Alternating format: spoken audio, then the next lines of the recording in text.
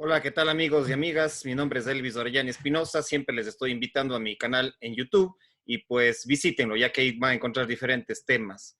El día de hoy vamos a desarrollar una conferencia, una breve presentación y pequeñísima conferencia sobre investigación científica.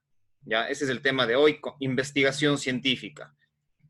Y bueno, la ciencia principalmente se desarrolla en el mundo europeo, en Europa, en la edad moderna de la historia de Europa, se desarrolla la ciencia justamente en la época del Renacimiento y pues también hablamos de ahí de que la filosofía desarrolla lo que es el método científico y el método racional en base a las matemáticas y a la experimentación.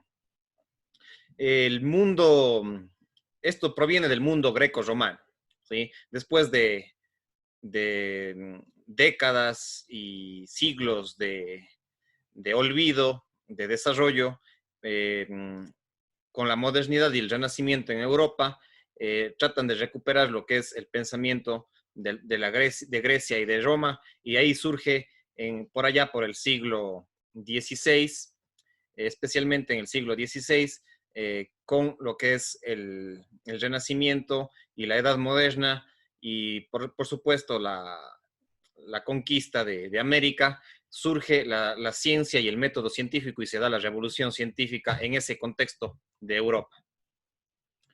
Y de ahí el principal método de investigación de la ciencia europea del siglo XVI comienza a tener un fuerte posicionamiento, lo que es el método científico y por lo tanto uno de esos métodos más importantes es el método de investigación cuantitativa dentro de la ciencia, basado principalmente en experimentos, en la observación, en los laboratorios, en las estadísticas, las matemáticas, la encuesta y los test, digamos, progresivamente en diferentes ramas de la ciencia, pero lo más importante que se conoce y que predominó en aquella época es el método científico conocido básicamente como experimental, de observación y estadístico, principalmente.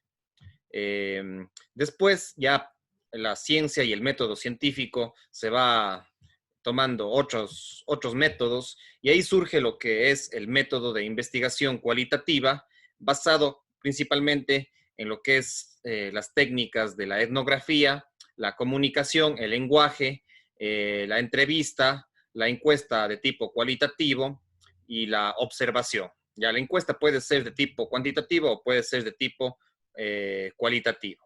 Entonces, estos son los dos grandes métodos de la ciencia, basados, como les decía, en la parte cuantitativa y en la parte cualitativa. Y estos métodos pueden ser aplicados a las ciencias naturales, es decir, las ciencias con la modernidad europea del siglo XV, del siglo XVI hasta el siglo prácticamente XIX, que se desarrolla la ciencia en Europa, después de tener una época hasta cierto punto oscura o el del oscurantismo medieval. Entonces después, ya con la modernidad, siglo XVI, siglo XVII, comienzan a dividir a las ciencias naturales de las ciencias sociales, principalmente con el siglo de las luces y la ilustración, y el enciclopedismo se divide a la ciencia en ciencias naturales y ciencias sociales. Dentro de las ciencias naturales están, por supuesto, la física que investiga la materia, la biología que investiga los seres vivos y la vida, la química, los componentes de la materia, la geología que estudia a la tierra, la genética, lo que estudia los rasgos hereditarios y que proviene también de la biología. De ahí tenemos las ciencias sociales y dentro de las ciencias sociales, por ejemplo, puede estar la sociología, la antropología, ¿sí? La psicología y concretamente la psicología social. También está la economía como una ciencia social, la misma demografía, etcétera, etcétera, etcétera. Son los campos de las ciencias sociales. Entonces, lo que hizo los siglos XVIII prácticamente en adelante fue dividir a las ciencias en ciencias naturales y ciencias sociales. Y lo que tradicionalmente se ha hecho es que las ciencias naturales sean investigadas solamente por la parte cuantitativa. Sin embargo, las ciencias naturales también pueden ser investigadas desde el punto de vista cualitativo, ¿ya?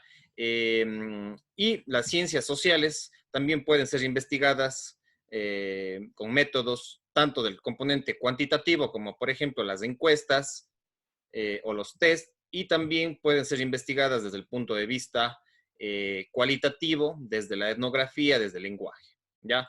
Entonces, eso es importante. Y después ya lo que viene el siglo XX y prácticamente llegamos al siglo XXI, pero a lo largo del siglo XX la ciencia va modificándose a lo que fue la inicial que fue de la modernidad europea, y se expande ya la ciencia en el mundo entero, en todos los diferentes continentes, y desde ahí tenemos unas visiones que han surgido nuevamente, que es tratar de integrar las ciencias naturales de las ciencias sociales y que estas de aquí no están separadas. Y ahí surge el paradigma de lo interdisciplinario o de la interdisciplinaridad de la ciencia, donde que trata de fusionar las ciencias naturales con las ciencias sociales para integrarlas nuevamente y a lo que como estaban antes de la ilustración y la modernidad europea.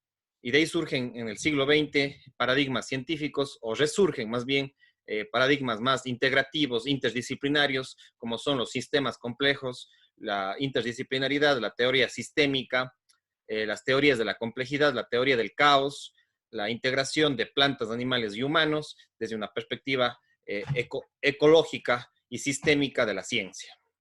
Y por supuesto, para aprender todo esto necesitamos conocer lo que es la historia de la ciencia, tanto no solamente en Europa, sino cómo se desarrolló la ciencia en África, en Europa, en Asia, en América, en Oceanía, en el Océano Pacífico, en el Océano Atlántico, en el Mar Mediterráneo, etc.